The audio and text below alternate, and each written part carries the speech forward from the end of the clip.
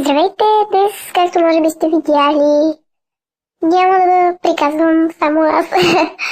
Всъщност, след този кадър смятам, или направо през цялото видео смятам да ви пусна една малка изненада.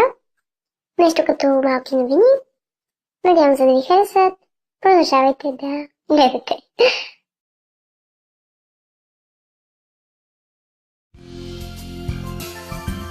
Здравейте!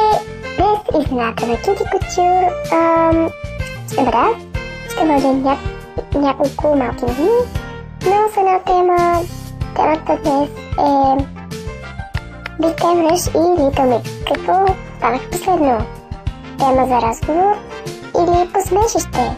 Дали са нещо интересно за 200 тинейджери? Последно време Little Mix и Big Time Rush станаха само обект на подигравки, тъй като скоро нямат абсолютно никакъв издаден сингъл, особено Big Time Rush.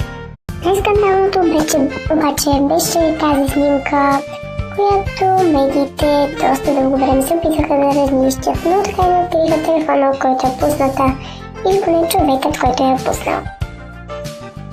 Дами и господа, ако сте фен на, как да кажа, Little Rush или Little Mix, по-добре не го показвайте публично, защото ще станете обект на подигравки, както и групата, на която сте фен.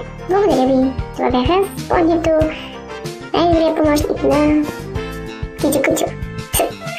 Странно е, но да, благодаря ви, че ме гледате. Също и не забравяйте да харесате.